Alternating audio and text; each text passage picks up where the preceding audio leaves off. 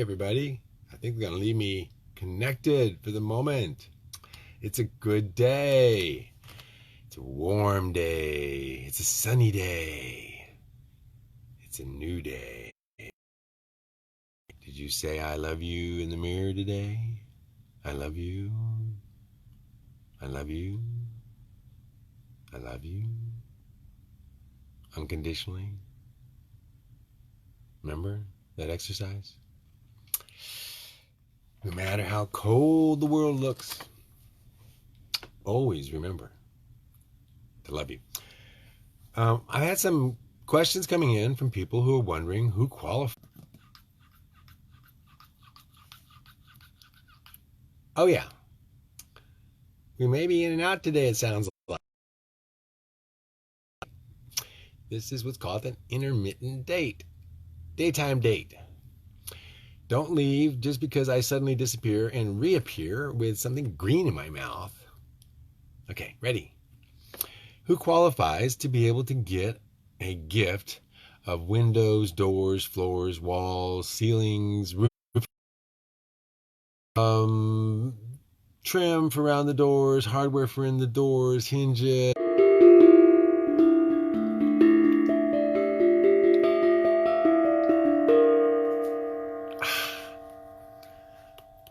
Chop, chop, chop, chop. I'm troll training while I'm waiting for you to come back. Troll training so we can chomp, chomp, chomp. Hey, as I was saying, who qualifies? Some people are wondering what the...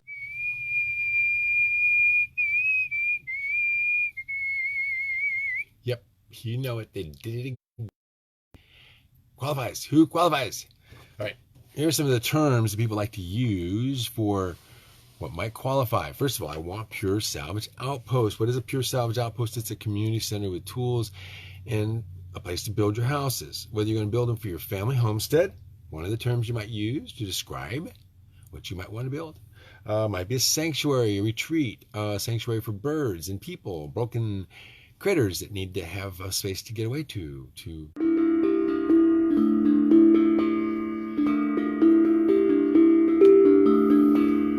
Would you believe I'm back? All right, more terms of places that you could call, places that could win or be gifted with materials. Alrighty, here we go. Another one. Hey, Helene, this isn't going so well today. Yeah, so when it shows back up, not on live, it won't have a bunch of gaps in it. But for the moment, we're playing this little in and out game again.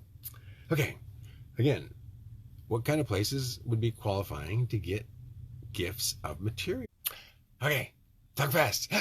Okay, ready. By the way, as far as the earthquakes go, a real quick earthquake and volcano report. Both of them are not doing really good. They get closer and closer to the United States, by the way. Low to islands is still ringing, not as often, but then now all those little waves that push their way all the way up into Mexico and up through Dominican Republic are hitting fours, and even Oklahoma and Texas. And so, yeah, it's getting pretty exciting out there in that front, which we already warned you was coming. So no worries, no worries. It's just earthquakes and volcanoes, no big deal. And then, oh yeah, space weather report. Oh, by the way, in case you weren't watching, the sun just lit off a nice one at us. Not quite at us, depending on which of the computer models you look at. But one of them looks like we're going to get smacked pretty good with some really super high density CME. That is ejection. In other words, the sun just had a whopping good spit at us using a filament that ripped off and also a what's called these holes in the sun's surface where a lot of high wind speed comes out. Right now it's hitting us about 600 miles per second, give or take 50 miles per second or kilometers per second, excuse me. Big difference. But when you're adding up 600 kilometers per second times a minute times an hour, it's moving. That's a serious solar wind. Yeah, would you believe I'm having a little trouble here trying to get the news out to you? And I'm not even a newsman. That's probably why. If I was a real news person with a talking head on here talking to you about news instead of my fictional world, yeah, 5-0 in California, 4 and change in Oklahoma, 4 and change in Texas, and off the Oregon coast, hey, they got a couple of those big old babies. And that's where the volcanoes are, off the coast there in that little... Anyway, lots of good stuff going on.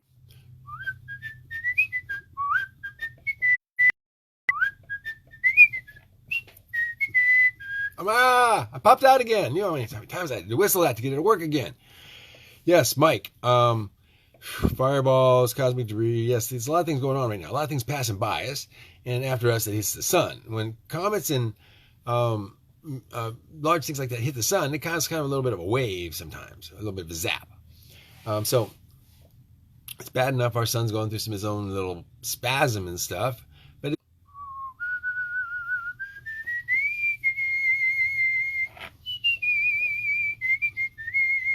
did I forget to mention this is a fictional book about Wibblery and Wub, and I'm an author who's writing it named Darby, who is a fictional character, a talking head, and therefore Facebook and the technical world have no reason to censor me or keep cutting my ass off when I'm trying to talk, because I'm not talking about reality.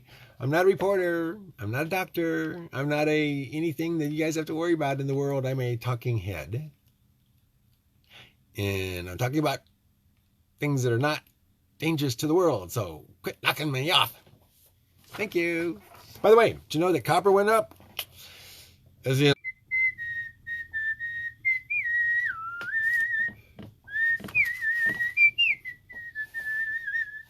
hey, whatever country's taking me down. Hi, I love y'all. Don't take me down again.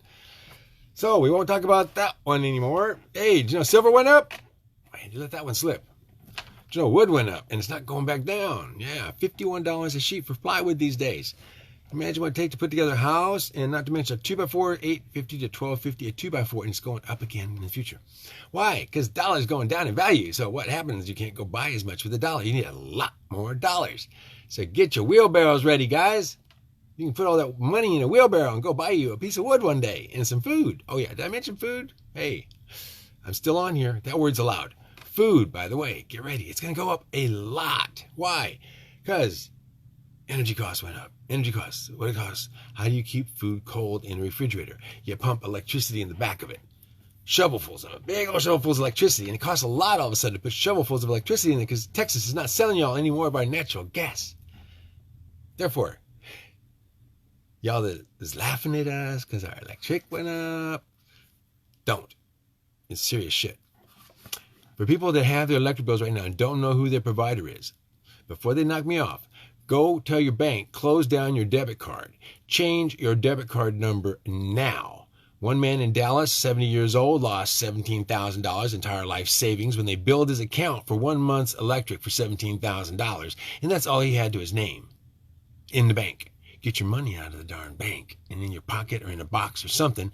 The bulk of your cash should not be in a debit card that can be taken and tapped by somebody who has an unlimited charge account on your account, which is what an electric company has, because the bill is allowed to change every month and they pay it regardless of the amount that comes in because you pre-approved the payment. So all of you who don't know how this works, when your electric company can bill out of your account and all of a sudden they decide that went up 32,000% or 10,000%, 100 becomes 1,000 and it disappears out of your bank account, you ain't going to have any food. You can't go tell them, give me back my money. Now, I'm saying this quick because guess what? I keep getting cut off. So I try to fit these little nuggets in of fiction from the chapter of what's going on. Now, some people aren't going to feel the impact of this right away. But if you think you're never going to feel the impact of it, there's another snowstorm coming. I didn't get to the weather department. And I'm not a weatherman. No. I'm a fictional creature made up out of artificial things called digital bits and assembled in front of you right before your very eyes. And how do you know? Because if you look behind this little box, I'm not there. Look, check behind there. So guess what? I'm not real. So tell the trolls, go pick on somebody real. And oh yeah, no need to deplatform me because I'm not actually on a platform. I can't have a platform if I don't exist. I'm simply on the screen, a talking head. Mad Max, my cousin, remember him? He's just so damn old he can't get on the screen anymore.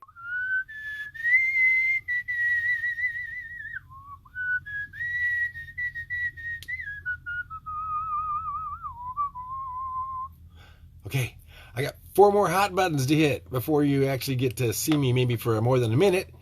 Yes, it's all fiction, guess. No, it's not going up. No. What do you mean junk silver? Fine junk silver. You know what? A silver coin was $25 And now it's $16 premium to buy a $25 coin if you can find a silver dollar for $25. Yeah. Aye. So, ready, go. Next subject. No, we won't do that one yet. Okay, how about, there might be war looming, guys, in case somebody's paying attention. Yeah, in the background, behind all the scenes, there's some threats going on. Some of them over in the China Sea. Somebody's picking a little bit with Russia. Maybe not. Who wants war at a time like this? I mean, who'd want to attack somebody when they're weak and down? Who'd want to attack somebody when they're hurting?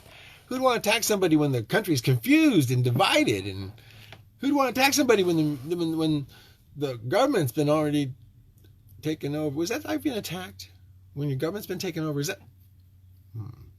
If somebody rips off the vote and pretends like they've taken, is that? What is war?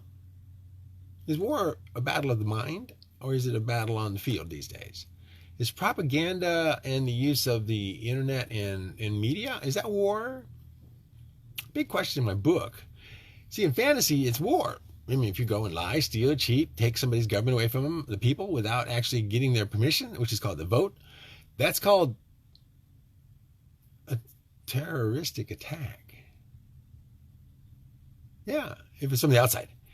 Now, if it's from the inside, it's called a domestic terroristic attack on our government to lie, cheat, steal, and take control without the approval of the people, because it is for the people, by the people, and it's the people we approve legally with a legal vote.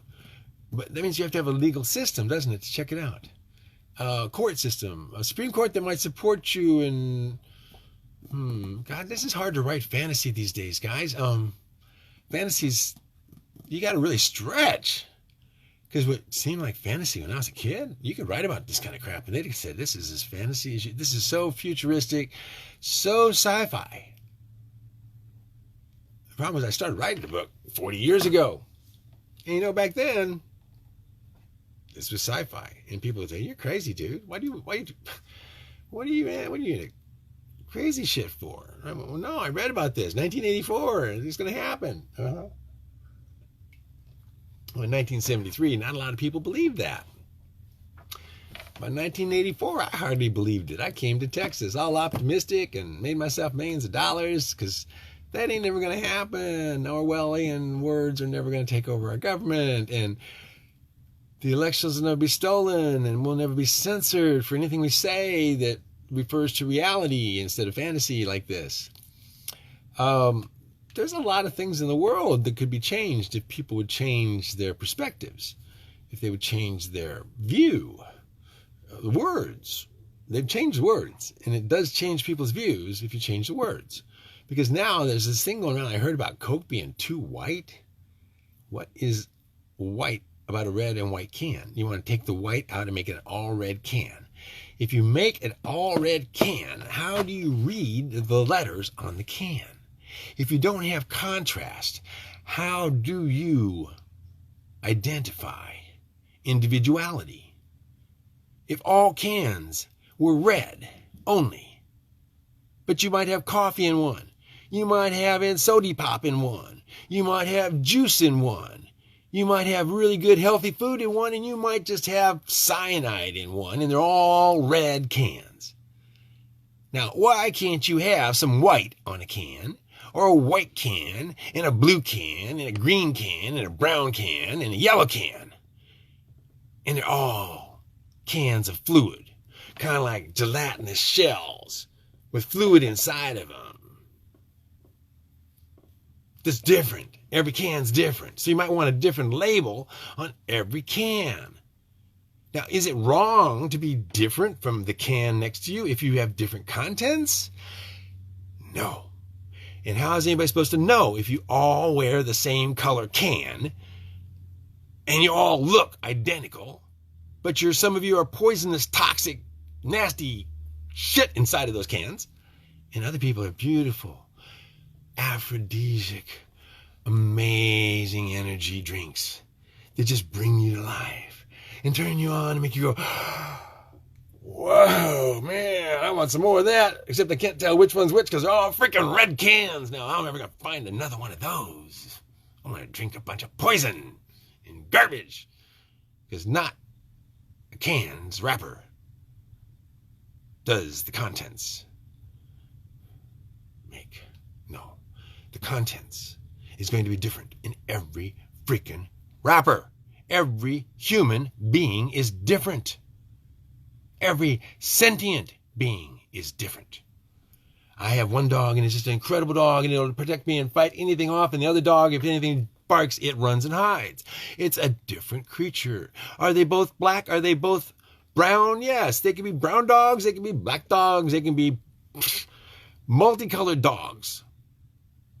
They are gelatinous shells with hair and then color on them. And inside of them somewhere is a filament that is a being, a spirit, an essence.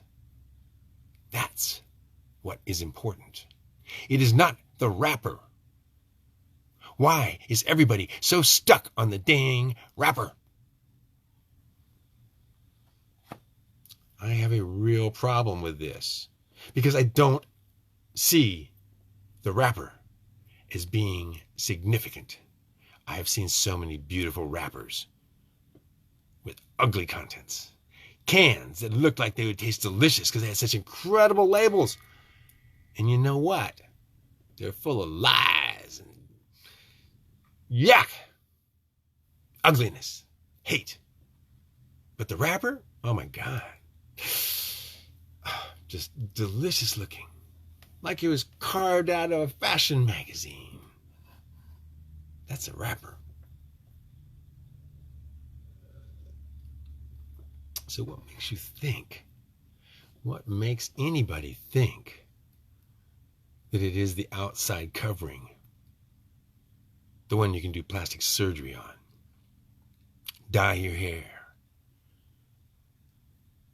All that is just the mural on the outside of your vessel, of your wib, W-I-B, wub, energy of soul, in body. You create a vessel to occupy while you're here. Now, while you're in this vessel, it is a can, if you want to call it that. It is a shell. It is virtually a floating gelatinous balloon filled with liquid and microbes and bacteria. And we control it with our spirit, and we all work together in unison to create a community that moves across and everywhere around and communicates with spirit through the organs, the eyes, the ears, the nose, and to spirit, which is somewhere inside of here. I am not the spirit. I am how the spirit expresses itself to you through the vessel. The color of the vessel makes no difference. I can speak the same words in any color, male or female, any race. That is why wibblery is so important. 13 measly little base words, root words. What grows out of a root? The root grows out of a seed. The seed is wib and wub. Wub, energy of soul. Wib, what you form out of it. The body, anything embodied out of your energy of soul while you're here, is a wib, something you created. And to communicate that, to send that thought, a wib, to wibbleize, to manifest something, to send that thought, that wib, that thought from wub to somebody else. You're wibbling mind across the internet to Webble. I'm doing that right now, and it's working in between not working. Why is all this important? Because it's so critical right now when we have the means for the first time in history for all of us human beings and the other ones who are watching too. By the way, hello. We're not all human. Ding. Disclosure time. So, for those of you who don't know all these things, please allow me to bring you up to speed at a... Hey! Guess what? We aren't going to go that far. So, what we got out there, we talked over a couple things now. We got the war looming out of the way, and we got the kind of your world out of the way almost, and the politics. Oh, goodness, that's a terrible word. We have to use it, but guess what? Not enough changes yet. We're still hoping. We're still pretty bleak. I kind of feel like I've been set up in my book. There's a little story there, and all of a sudden, he thinks he knows what's going on, and Darby says, oh my goodness, look, the world's going to change, it's going to get all better, and we won't have to have this great battle that always has been predicted, and guess what? Bullshit. Some days you feel played. When all of a sudden, things change hands, keep it, yeah, it'll be all right, it'll be all right, yeah, they're going to get them, they're going to arrest everybody, and they'll all be gone, and it doesn't. Yeah. On to the next subject, guys. All right, we're on to the weather report. One more weather report. Why? Because of that little bit of space weather we had, a bunch of CMEs coming at us, which means energy moving through space at very high speeds. But the problem is, guess what? At nighttime, when there's no sun on us, if you look at the information from our government, provided by our satellites and all the other things, we are getting hit from the rear end by some sort of energy, some sort of force that's causing our shields, Scotty, hey, Captain Kirk to the rear, shield our ass, because our ass is getting whipped at night. Yes, we're getting some high radiation, electromagnetic or otherwise, from the rear right, if you look at it from the top. And you can do that thanks to the wonderful world of projections by our government of what is possible using computers and sensors. And so what they're saying right now is we're catching a lot of pressure from the back. So our shields go up from the rear even more than the front at night, because there's no pressure necessarily on us on the front end of us compared to the back end. This is the problem. I'm not going to go into it because I'm not a space weather guy. I'm just an intermediary talking head, giving you fair warning. And I didn't get kicked off for that. So guess what? That one classifies as a non-issue for the moment. 2 days from now, though, there's a CME coming. CME. 2 days from now. If it hits like it's supposed to, the weather's going to get even wackier, and the earthquakes are going to really kick into gear, and the volcanoes will have the extra charge they need to go ahead and do the super burst that they're waiting for. When I say super burst, well, this is cool. Down there in Guatemala, there's 3 volcanoes, and one of them is up to about 40 to 60 bursts, bangs, pops an hour. And so they're kind of on an alert because they've lost 30,000 people before from all that problem when it blows up and lands on people with all the ash and stuff. So they're kind of, the pyroclastic flow runs at about 120 miles an hour. So generally by the time you see it coming at you, you can't turn and run fast enough to get out of the way before it just goes over top, you burns your ass up and gone.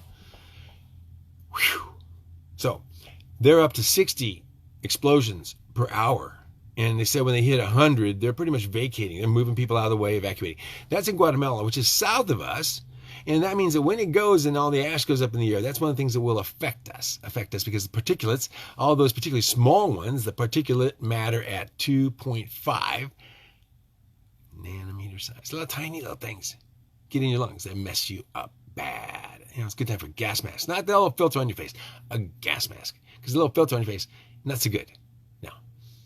Also plant life and all sorts of things. All the snow, it's got all this particular matter, and it's been all over the place. It's just full.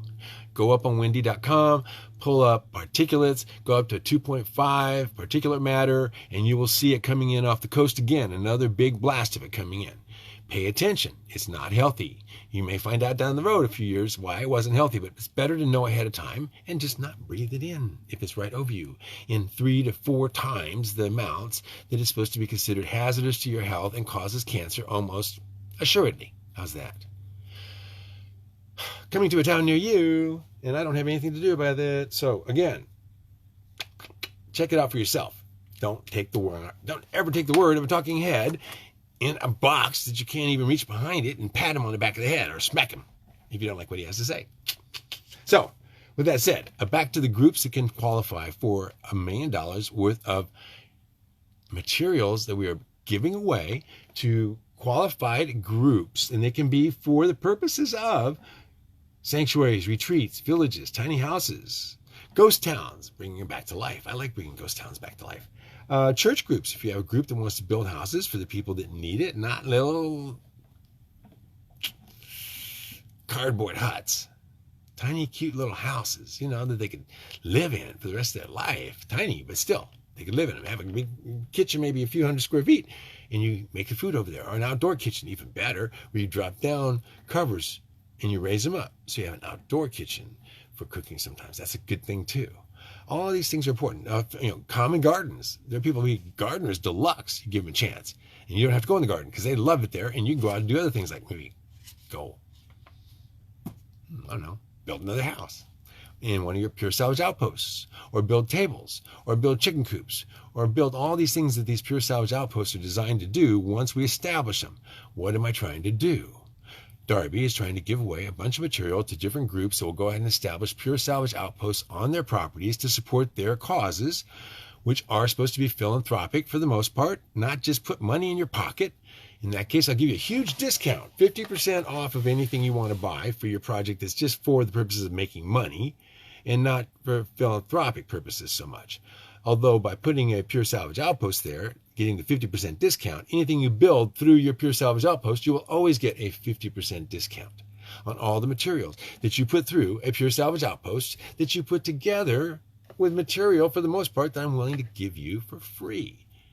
How do you qualify? First, you got to email that you're good people. Let us know.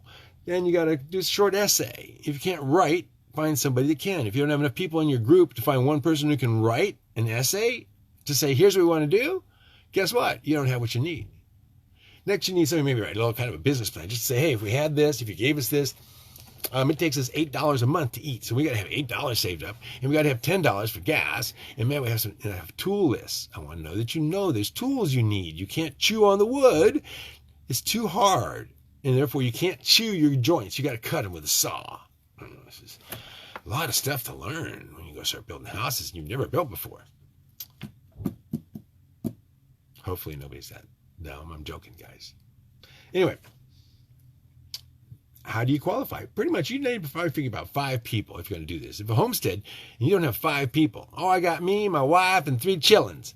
Well, how big is your chillins? Well, one's 2, one's 3, one's 5. Call me back in 10 years. You'll have a team. Otherwise, you're going to be dropping stuff on them, getting them hurt. And you can't have babies around when you're trying to build by yourself. You got to make a living. You still got to survive. So you got to have more people than that. And if you get it built, how are you going to take care of it? You got to have more people. The idea is to build a community and create unity and get elders to help the kids grow a future instead of just pretend they know what's going on because they watch it on TV and therefore they know how to do anything, having never done nothing before. Now, this group that I'm speaking of starts at about 16 and goes through 45 years old. Men that don't know how to screw a light bulb in unless somebody turns the ladder for them underneath it while they hold on to the bulb. You know, those kind of guys. The geniuses with the degrees that, you know, hey, could you go change my tire?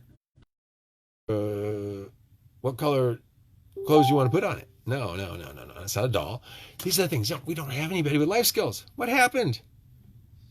It's just shameful.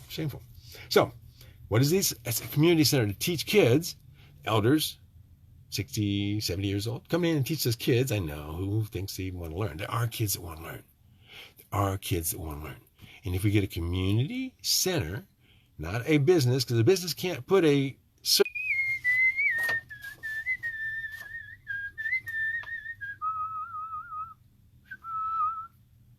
We're still here. Okay, now, one more time.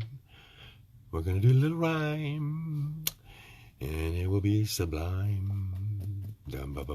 Okay. If we get enough of these groups together and network, and somebody gets a chance to tear down a big structure or something, they can call in extra troops, people to come in and help, and they get to take home part of the stuff they get.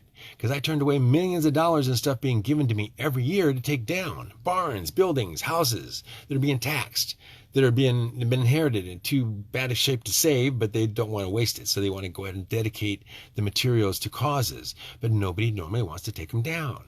But guess what? People are going to be inspired to do things they never thought to do before because they have no job and they have nothing to do but sit home and washing their thumbs. Take one out of their butt, wash it, put the other one in. Take one out of their butt and wash it and put the other one back in. And whatever they do with themselves while they're sitting at home all the time.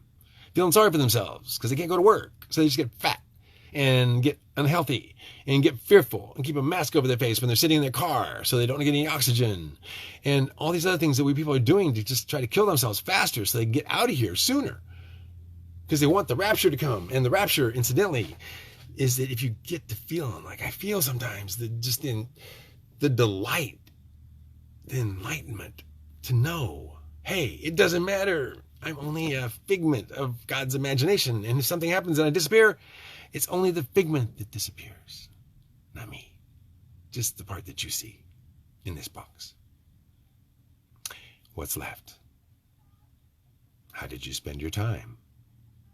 If I disappear, how do you know I was even here? This video? Yeah. In fact, Do you even know if I'm here now as you watch this? Am I gone? There's no way to tell. Spooky, spooky, spooky, spooky.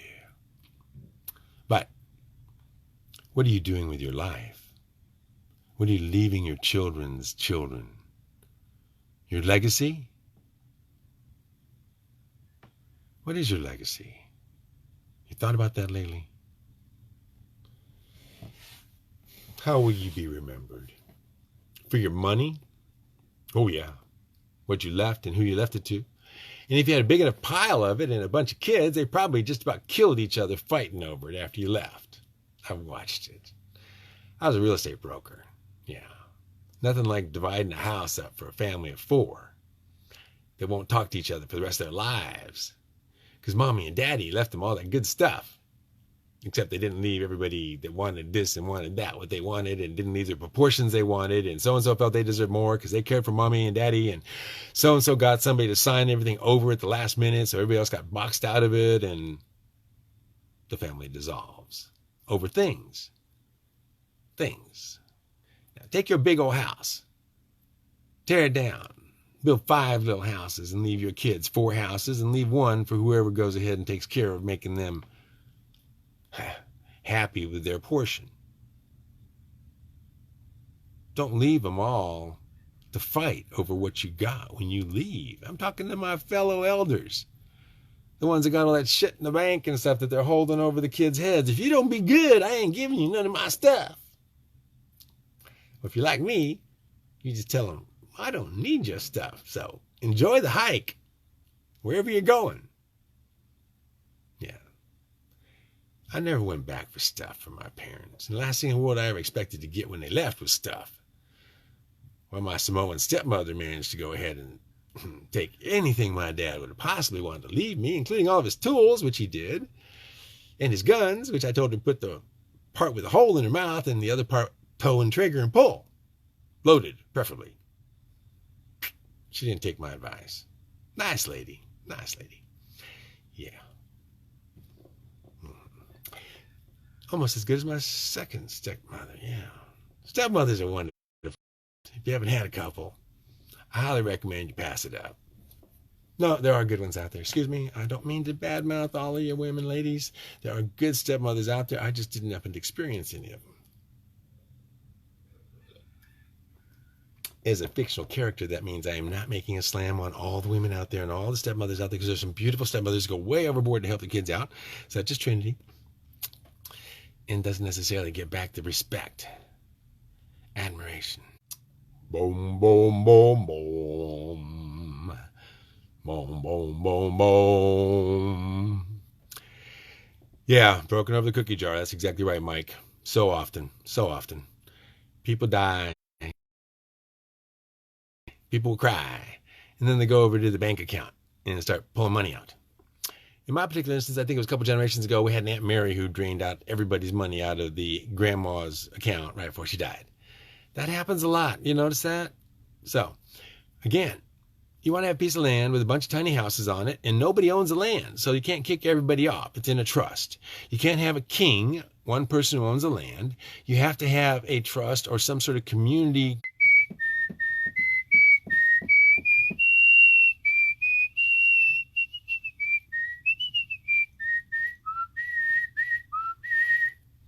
They did it again. Whew. All right, last try here. I'm going to go ahead and end it. All right. Yes, you want to go ahead and get a piece of property that has no restrictions on it, preferably no on it, no city nearby to put building code on you, no county restrictions if possible. The idea is to get as free a piece of property as you can, and then you can have multiple bloodlines on it without it having to be classified as multifamily commercial zone property and special septic systems and such. There's a lot of things you want to watch out for before you get the land and start these projects. I'm going to try to help you if you qualify for help to go ahead and do this. This can be a town, a ghost town, from scratch. Hey, the Darby guy quit because he kept cutting